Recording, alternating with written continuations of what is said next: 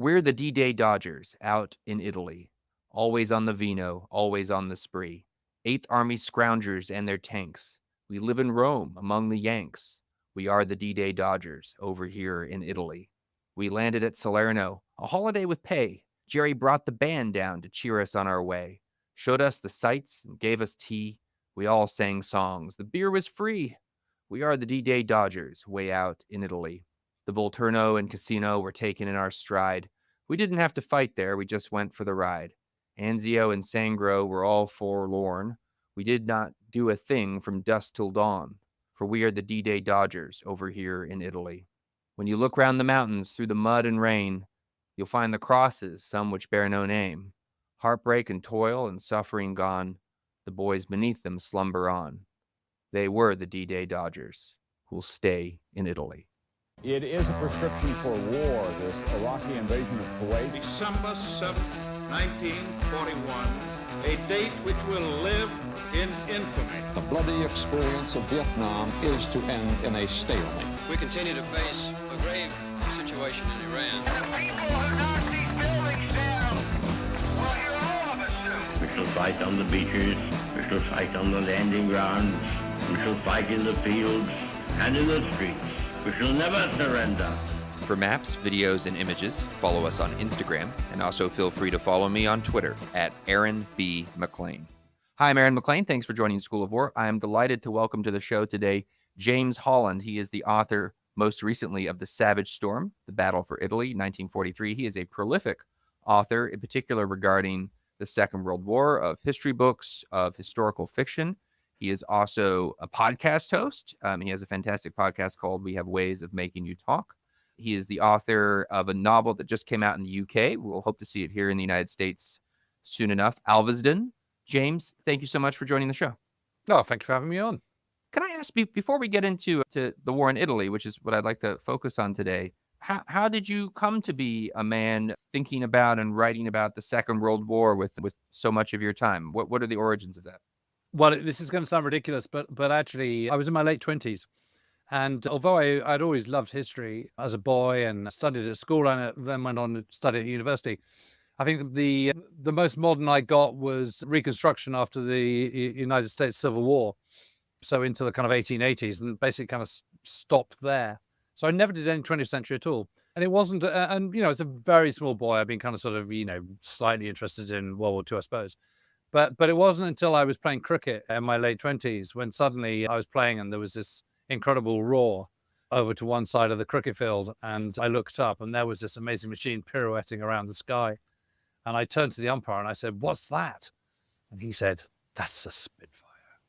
And that was it. That was the Damascene moment. And literally the next weekend was a terrific air show that we have in the UK called Flying Legends. And I took myself off to that.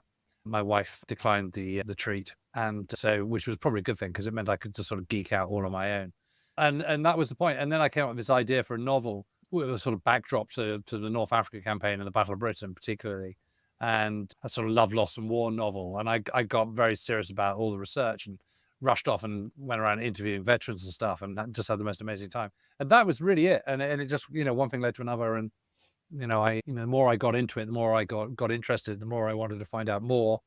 The more I was interviewing more veterans and traveling the world, seeing these people, and the more I wanted to get into the kind of nuts and bolts of why things happened. And here I am, kind of, 20 odd years later. Well, let me ask a really big picture question before we zoom into 1943. We're sitting here in 2024. A lot's happened. A lot's changed. There are nuclear weapons. There was the Cold War. A lot of water under the bridge. Why should we pay so much attention to the Second World War? Why should we care? Well, first of all, for all the major combatant nations, it's the biggest event in their history, I would say.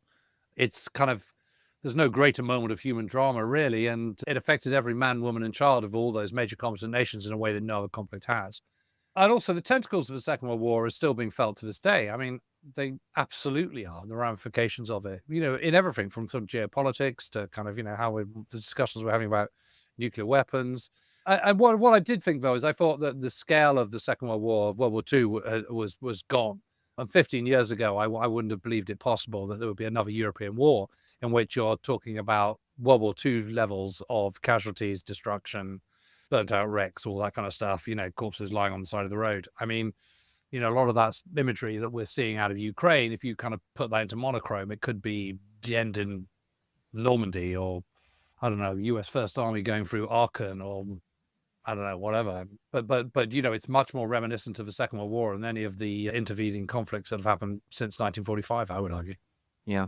Yeah, I don't know how it is in the UK. In the United States, we have a lot of what I will characterize as faddish isolationism on both the left and the right. It's not particularly partisan. It pops up on both sides.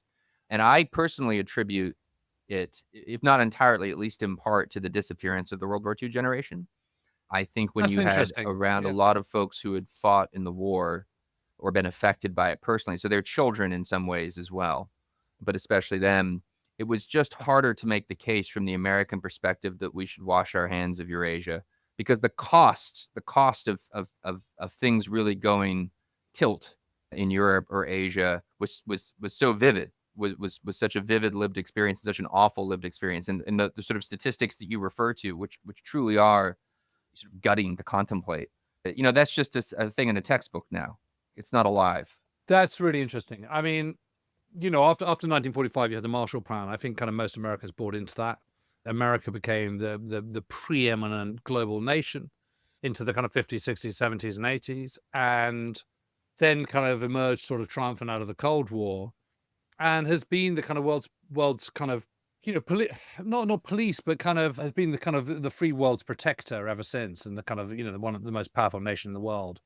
And I think what you see is since 2008, the financial crisis, that has been followed by political upheaval, and the political upheaval has led to a kind of completely recalibrating of a lot of Americans' view of how they sit in the world and what they think is fair. And so you're going through another of these cycles of isolationism, which is exactly what followed the kind of Wall Street crash of the late 1920s and into the 1930s. I mean, don't forget FDR came in won the 1932 election on an isolationist ticket, and then in May and June 1940 had to do the biggest political volte-face in political history.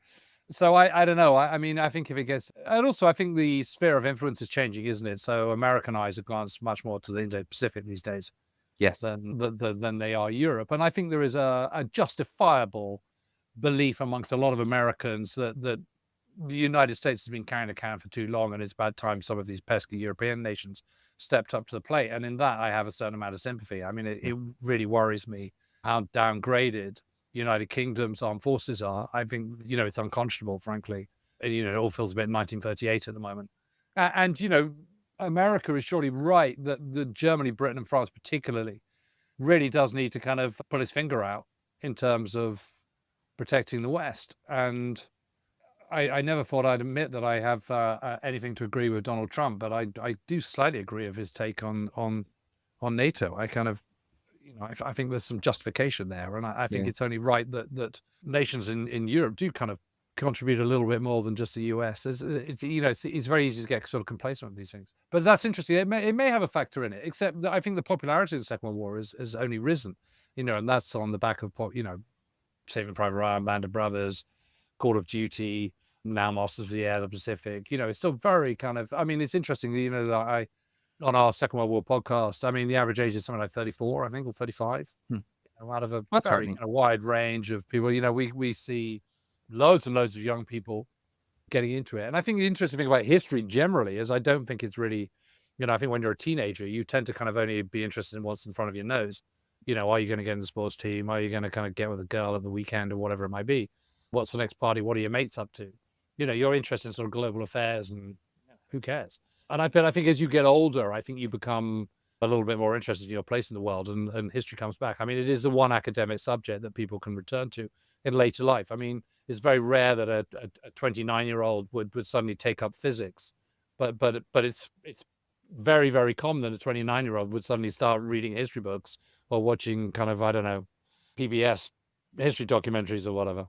I've heard it said that when a man turns 40, he needs to either become obsessed with smoked meats or the Second World War. And I personally feel like I have both covered. Yeah. False choice. False choice. Yeah. So So that's interesting and heartening. Your point about the reception of the war as a sort of matter of popular culture and people's embrace of reading history. If there's in the United States a part of the European war that is less remarked on, it's the Italian campaign. I'm grateful to you for the attention you were showing it. In the American popular memory, in a way, only sort of, I don't want to say aggravated, but added to by the Spielberg Hanks legacy. The American memory of the European war sort of elides North Africa and Italy. It's a bit of a footnote, and then it's Normandy through to Germany that gets the attention. This was a matter of some annoyance to my father. I'm an unusual case at my age. My father actually served in the war, and I was a late arrival, and he fought in Italy, and was always annoyed each time the D-Day celebrations came. Mildly annoyed, sort of jokingly annoyed, but not completely jokingly, that, around the same time he had been participating in the liberation of Rome, but he didn't notice too many parades or things devoted to that. And then 43 in Italy, I mean, even less remarked upon. So maybe we could start. Why do the Allies go to Italy, and what is the nature of the strategic dispute between the Brits and the Americans that ultimately coalesces into this plan as enacted? Well, there's four reasons really for going into Italy. The first reason is to get the Italians out of the war once and for all, because when the go button is being pressed on the 17th of August 1943, they're in discussions with the Italians. In fact, actually, the first face-to-face discussions with Beadle Smith and the Italian representatives in Lisbon takes place on the very same day. Also, coincidentally, the Schweinfurt-Regensburg raid at the same time. So it is to accelerate that. The second one is to draw off troops from Northwest Europe and indeed the Eastern Front as well, but particularly Northwest Europe. That's the whole idea. Sort of keep the Atlantic wall as weak as possible. The third reason is to capture Rome, because Rome is a major capital. It's one of the most famous cities in the world, and it's a center of Italian fascism. And psychologically, it's just, to have that in Allied hands would be a good thing. And fourthly, and perhaps arguably the most important, it would allow them to get their hands on the Foggia airfields. And the area of Foggia is about a third of the way up on the Adriatic side, so on the eastern side of the Italian peninsula. It's one of the very few flat bits in Italy, and that particular bit is absolutely flat as a board, so you can have multiple airfields there, and particularly you can bring in strategic bombers. And what I mean by that, of course, is heavy bombers that are operating independently of any ground operations. And the idea is to kind of further tighten the noose. So the main reason for going into Italy is to help Operation Overlord, which is being planned at this point, which is going to be accelerated. And the recognition is that D-Day, Overlord, is a complete non-starter. The understanding about Operation Overlord was an absolute prerequisite, was that the Allies have control of their airspace over a large swathe of Northwest Europe before D-Day is launched, which in the kind of late summer, early fall of 1943 is due for the beginning of May 1944. And this is an absolute kind of locked-in date, and it is also absolutely non-negotiable that they should have control of the skies. Why is that? Well, it's because the moment they land in Normandy, the race is on about who can build up troops and material quickest. Is it going to be the Allies, who have got to come by boat from the UK, or is it going to be the Germans, who already have obviously a very big stronghold in continental Europe? So what you need to do is you need to slow down the ability of the Germans to reinforce Normandy. And you do that by destroying their lines of communication. And what I mean by that is destroying marshalling yards, railway lines, bridges, anything that can get their troops to Normandy quickly. And because the absolute glue that keeps the entire Wehrmacht, the German armed forces, together is the Reichsbahn, the German railway system, destroying that as much as you possibly can is really, really vital. And also kind of destroying their ability to make synthetic fuel and get real oil from Ploesti and Romania. So that requires very low-level precision bombing, because to hit a bridge, which is tiny from 22,000 feet up in the air, is next to impossible. You need to get in really, really low. The trouble is, if you're really, really low, you can only do that if you have control of the skies, because if you've got Messerschmitts and Fokker-Wulfs hovering above you, you're going to get shot down in droves. And the lower you are as a bomber, the less room you've got to maneuver around the sky should anything go wrong. So it's absolutely essential that you don't have that bothering from German fighter planes trying to shoot you down while you're trying to do this incredibly difficult operation. So that's why you need to destroy the Luftwaffe as much as you possibly can. The problem is most of the Luftwaffe's factories are deep inside the Reich, beyond the range of fighter escort. And although pre-war bombing theory and air theory by the Americans suggested that the flying in formation, along with the B-24 Liberator as well, would be enough to kind of withstand any potential enemy fighter attack. The reality soon proved to the contrary, such as the Schweinfurt-Regensburg raid and the subsequent series of assaults that they made in October 1943, in which the 8th Air Force, operating out of East England, was absolutely decimated every time they tried to go without fighter escort. So that was a bit of a non-starter. So everyone was having a bit of a panic on it, thinking, well, okay, well, how do we do this? If we can't get to the German aircraft factories without being absolutely hammered, what are we going to do? Well, one of the ways you get around that is by moving into Foggia, which is closer to those aircraft factories in the Southern Reich, at kind of Wiener Neustadt and Regensburg and, in Austria and so on. So that was the thinking. And that's one of the great motivations of the Italian campaign. So rather than seeing the Italian campaign as a distraction from an overlord, you should see it as being enthralled to overlord. And in actual fact, I've written quite a lot about what I call the tyranny of overlord. So that what's going on, because of the preeminence of the cross-channel invasion set for May and then subsequently June 1944, everything else pays lip service to that. So whatever you do, overlord comes first. And it's constantly getting in the way of the Italian campaign. And one of the big problems is that the Italian campaign is undertaken for very good reasons by the Allies, but it is not supported materially to the same extent of many other operations. And one of the big problems is that you've got this very narrow peninsula, which just screams out for lots and lots of amphibious assaults and outflanking assaults. But because of the shortage of landing craft, they can't do that. Now, in actual fact, the Americans alone between May 1943 and April 1944 built well over 8,000 assault craft of varying kinds. But it still wasn't enough because of the full commitment in the Pacific as well, and the need for the preparation for Overlord. And a further spanner in the works is that hovering over the horizon is also the potential of an operation in southern France in conjunction with Operation Overlord, the cross-channel invasion, which is something that we just sort of agreed upon by the end of 1943. So there's all these conflicting different demands for the same source, i.e. assault craft. And the Italian campaign is just undertaken with just not enough. So there's only 263, I think, for the 8th Armies crossing across the Straits of Messina, which is absolutely tiny little narrow straits, on the 3rd of September 1943. But there's only 359 available for Mark Clark's 5th Army assault of the Salerno, the Bay of Salerno, south of Salerno, on the 9th of September 1943. And it's just not enough to be able to guarantee success. Yeah. Well, so we'll talk about the landings in a moment, but first, if you wouldn't mind, talk about the pathetic demise of fascist Italy at this moment. I mean, it's really remarkable to consider. I mean, this is the senior partner in the fascist axis, amongst fascist nations, 10 years prior, something like that, now going out of the war in a negotiated armistice, which itself is muddled and executed very poorly on the Italian side. The negotiations, you do a magnificent job in the book, I have to say, of addressing the contacts and negotiations between the Allies and the Italians to include, and I mean, this shows that I'm not a specialist in these things, but I confess, I did not know and was astonished at the story that you told of Maxwell Taylor's mission to Rome and this planned 82nd Airborne landing, which is meant to be in September 43 outside of Rome, which is just obviously suicide in retrospect. But tell this tale, if you would. Well, yes. So the Italians had just spent. I mean, they should never have gone to war in the first place. The only reason they do go to war in the first place is because of Mussolini, Benito Mussolini, the Il Duce, the fascist dictator since 1922, because of his woeful lack of geopolitical understanding and being a global player. One has to understand that Italy, between the wars, is a poor country. It doesn't have much industry. It doesn't have any natural resources of its own.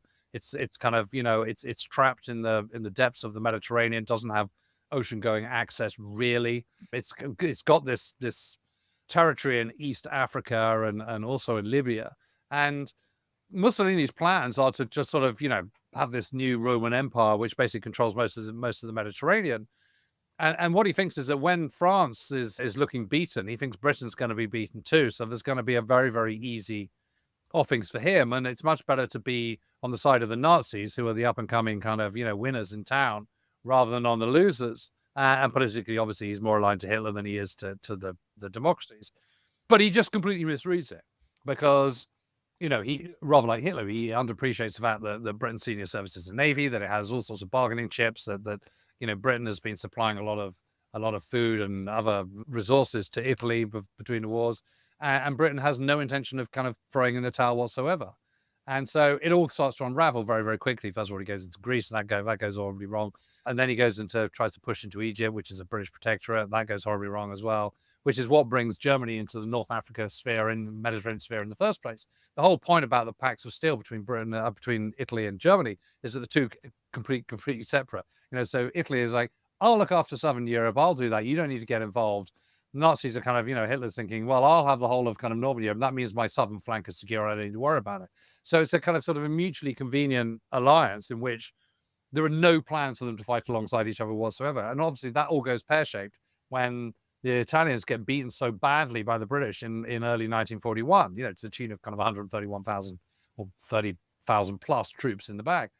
So from that moment on, it's that gamble that Mussolini takes is just gone completely pear-shaped. And really, they should have got out of the war there and then, but Germany won't let them because Germany needs its southern flank protected. So they're stuck. And enthusiasm for the war is going downhill. And then when you have the collapse in Tunisia of Axis forces and the catastrophic defeat of the Axis forces in Northwest Africa in May 1943, they're done. The population just doesn't have any stomach for it at all. And he might be a fascist dictator, he might be an autocrat, but it's not enough, particularly in a country where his power isn't complete because there's a king. It's a monarchy, King Victor Emmanuel III. So it's just absolutely hopeless. And the kind of sort of grotesque kind of selfishness and narcissism of the king and the senior players in the Italian kind of high command are what they're trying to do in the summer of 1943, once the Allies invade in Sicily on the 10th of July, right through to the beginning of the surrender negotiations in the middle of August, right through to the eventual armistice on the 9th of September, is they're between a rock and a hard place. They know that if they get it wrong, German retribution will be very, very intense and heavy, and they'll suffer. But equally, if they don't get out of the war, the Allies retribution will be incredibly intense and they'll suffer. So they're kind of trying to plow a middle furrow and just completely cocking it up because of their own self-interest. So where they really, really pulls it up is their inability and unwillingness to fight on the side of the Allies, even though they're protesting it. And there are certain people in the senior command who are keen to kind of take the fight to the Germans should it come to it and show a bit of mettle and all the rest of it. But those thoughts and that idea is not shared by the king, by Badoglio, who is the current kind of, prime minister. They're not shared by Ambrosio, who is the head of the armed forces, or Iwato, who's the head of the army. They're just, all they want to do is get out of their necks still intact. And so they're putting themselves above everybody else.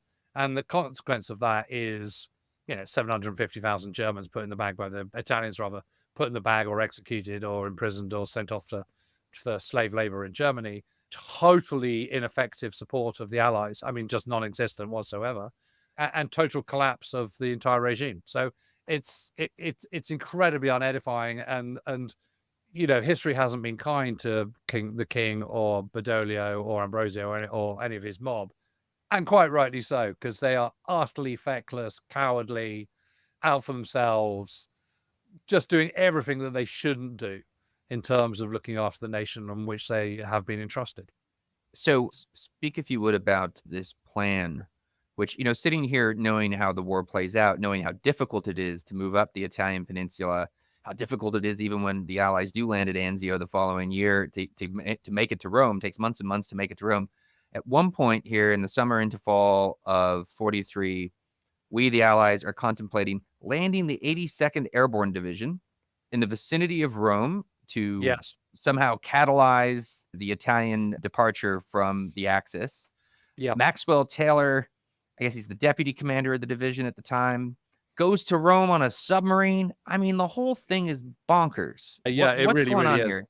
Well, what's going on is that the Allies don't trust the Italians. And although they've signed an armistice at about 4:00 in the afternoon on the 3rd of September, the whole point is that this will be they'll get that done. And then that same day, the 3rd of September, 8th Army starts crossing the Straits of Messina, which is right in the tip of Italy.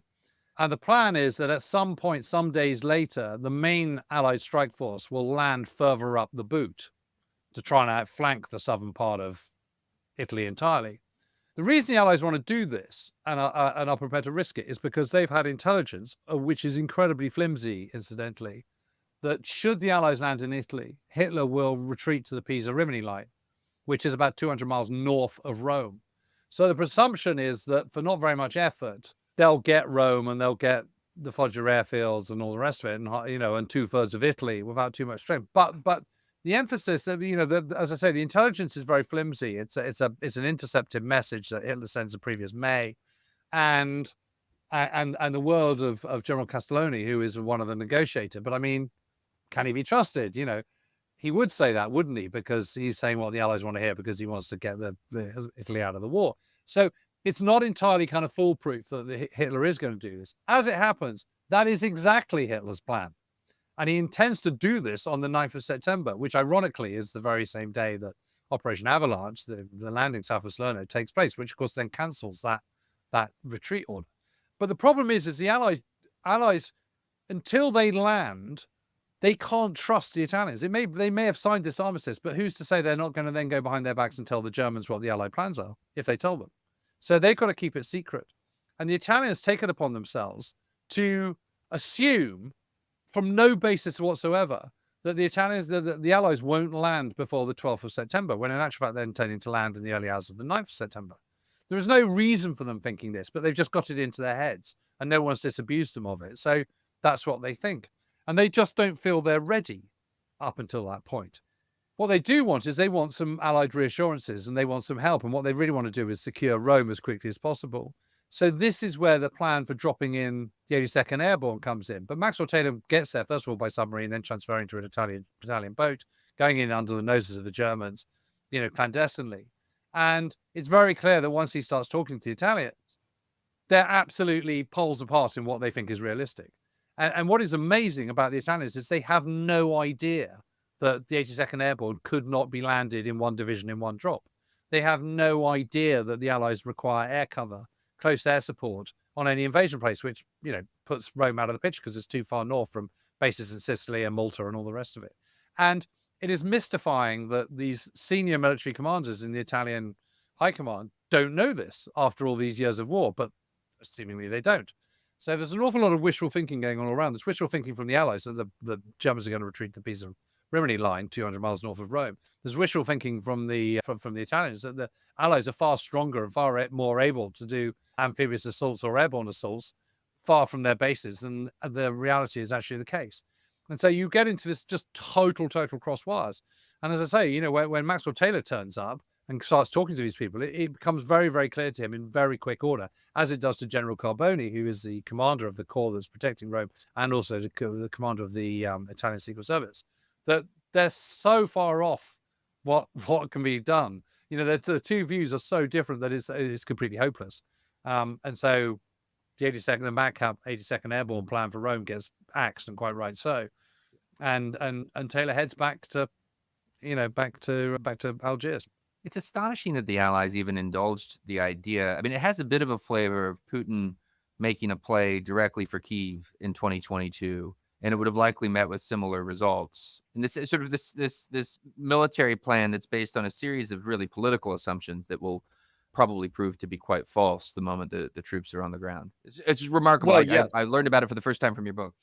Well, yes. So from the Italian point of view, they're thinking, well, this would be great to have this extra support, and completely misreading the military situation and reality about, air cover and all that kind of stuff. From the Allied point of view, the whole idea, what makes this, they know they're undercooked. They know they haven't got enough assault craft. They know this is touch and go. But on the other hand, if they can harness the Italians as well, 400,000 Italian troops in mainland Italy itself, that's quite a big bonus, and the Germans, they know roughly what the German strength is. That combination would make all the difference. But as I say, the kind of the views on how this is going they're just sort of poles apart. I mean, it's absolutely woeful from both sides, really. Yeah. So let's talk about the operations themselves. Baytown in the toe of Italy, right across from Messina, and then Avalanche up in the vicinity of Salerno. How do we end up with two landings quite a ways apart from each other, with Montgomery down in the south and Clark up in the north? What's the concept that's being pursued there? Well, the idea is to kind of sort of keep by 8th Army going in, is to kind of sort of keep the Germans distracted and then come in around the back door with the main effort. It's a classic Allied two-fisted punch, really. The problem is they've only got enough shipping to send over 2 divisions and understrength divisions with not enough vehicles because, again, they haven't got enough shipping. And the problem is with the operation in the toe is it's very mountainous there, so it's very difficult to get through, and it's very easy for the Germans when they're retreating to kind of blow up lots of culverts and bridges and mountain passes and all the rest of it, which they do with alacrity. So, but that's the thinking behind it. I mean, the whole Italian campaign is launched on the understanding that a whole host of assumptions which don't prove to be true. Hitler doesn't retreat to the Pisa-Rimini line, etc., etc. The Italians don't come in on their side. They're completely feckless and surrender in droves, blah, blah, blah. The Germans do decide to fight south of Rome for every yard on the basis of Kesselring's, Field Marshal Kesselring's counterattack at Salerno, and so on. And so a lot of the assumptions of which they're going in, they know it's undercooked, but they can only do what they can do with the shipping they've got. And the shipping, it's just, Italy is lower priority than the Pacific and is lower priority than Operation Overlord. So, whatever they have for that operation has to be supplied elsewhere. And so that's why they're kind of entertaining this series of kind of optimism about what might happen if they go into Italy.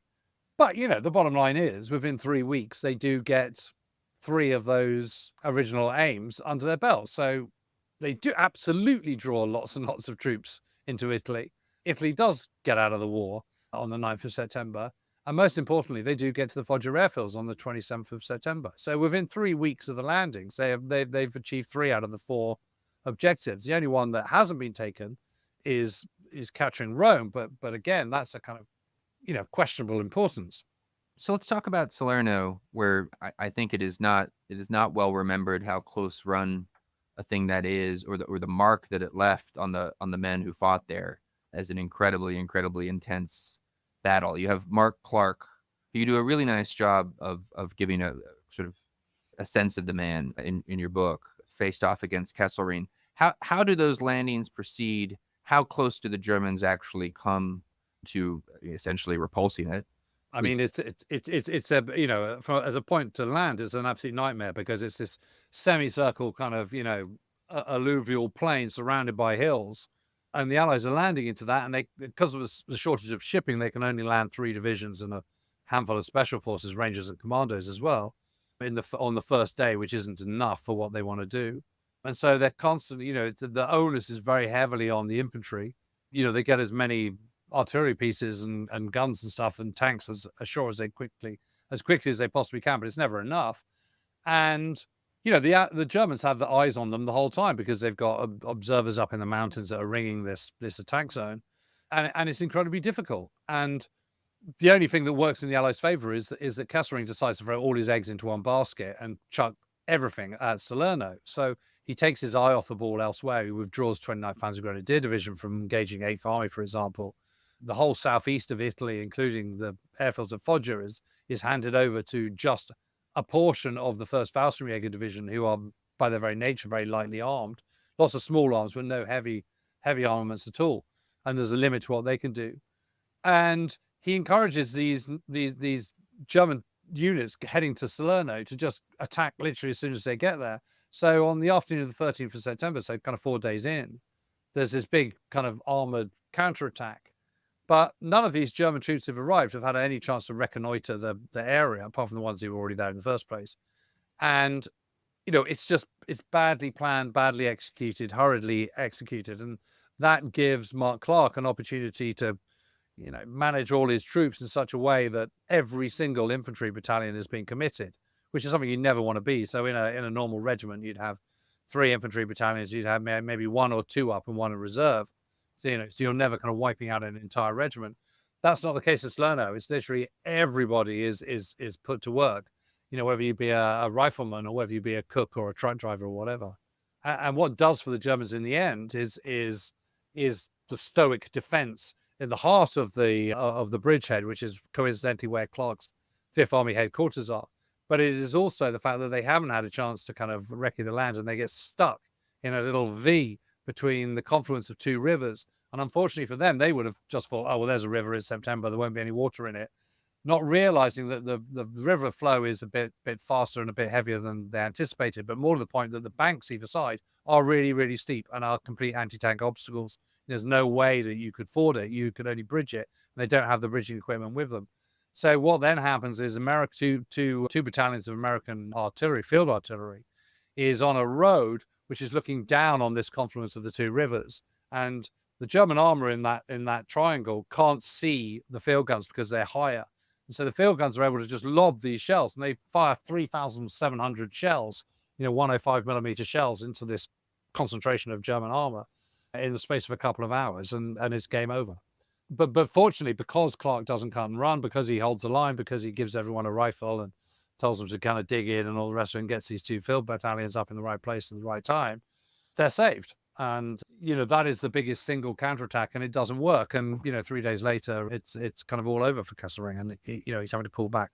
Yeah, you have this observation, back to your point about the landing craft that you've made a number of times as we talk today, that just the sort of the operational analysis math of the Salerno landings is quite foreboding in terms of Really just the massive. I mean, we tend to think of the Allies, as this as a group of nations possessing an overwhelming industrial advantage and economic advantage, and in a certain potential sense that was true even at the moment that we're speaking.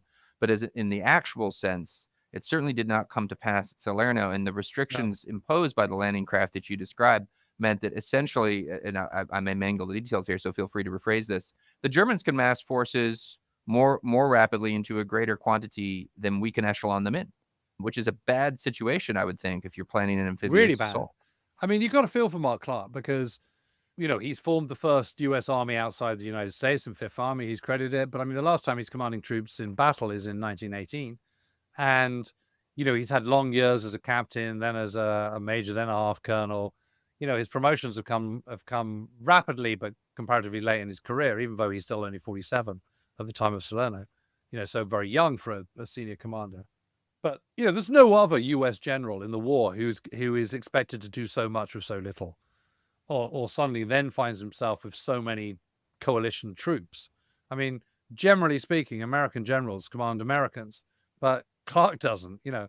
I mean, I'm sort of pushing on beyond Salerno now, but I mean, by the beginning of 1944, he's got, French, Brits, variously New Zealanders, Indians, Rajputs, Gurkhas, Moroccans, Algerians, Tunisians, all fighting under his banner.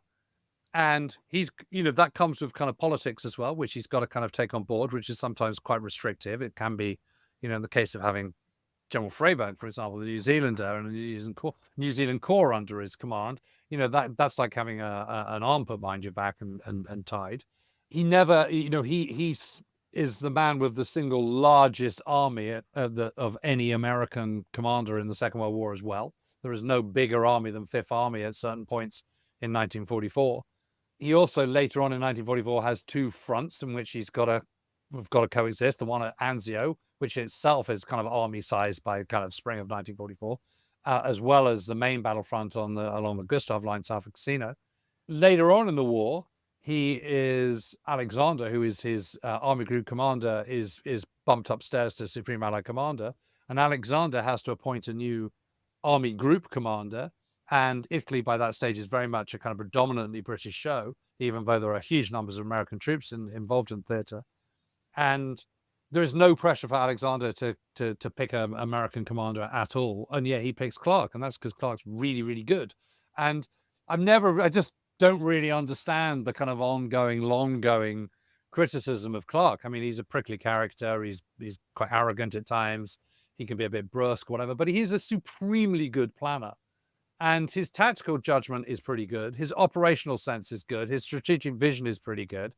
And he handles all these problems and these potential challenges with unbelievable panache. I mean, he gets a hell of a lot more right than he gets wrong. And just to go back to Salerno, I mean, Salerno is a really, really tough hand that he's been dealt. And yet he prevails. And, that is very much, I would say, to his credit.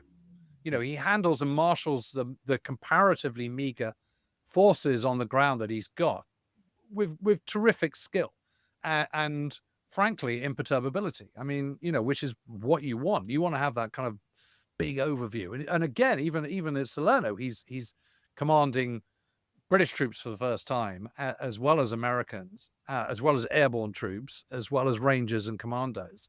So, he's running the gamut, really. And while it is true that the Allied navies and air forces, to a certain extent, come to the rescue in terms of firepower, it's still his ground troops, his infantry that have got to do a lot of and engineers and artillerymen that have got to do a lot of the hard yards, and they pull it off.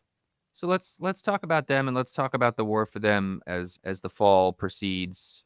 We get off the beachhead at Salerno, 8th Army proceeds, Foggia is taken, and things then become increasingly positional along the area of the Gustav Line.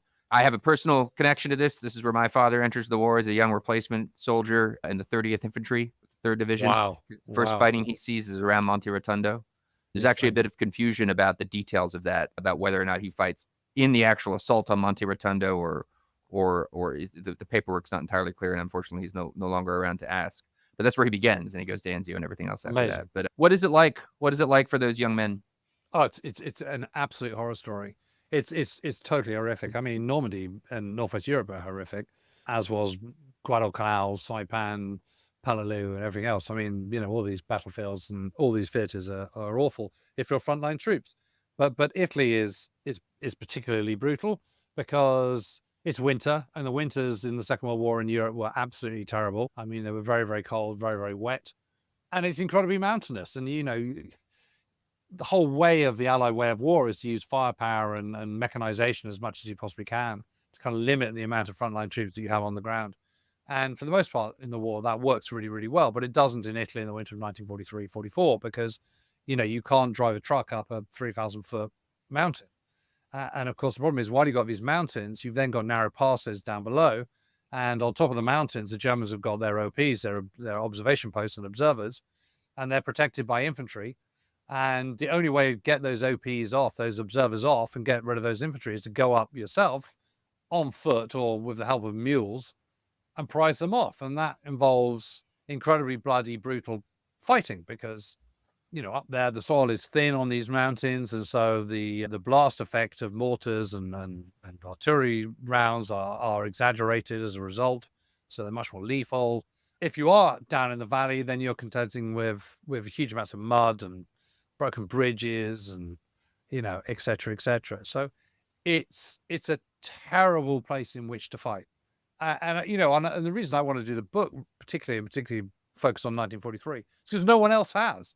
And, you were saying that the kind of narrative of the American effort in Italy is kind of overshadowed by what happened on D-Day and Northwest Europe and all this stuff.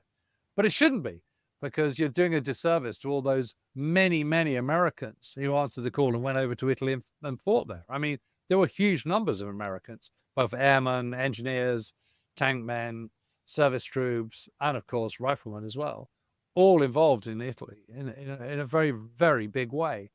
And it was a totally horrific, brutal campaign.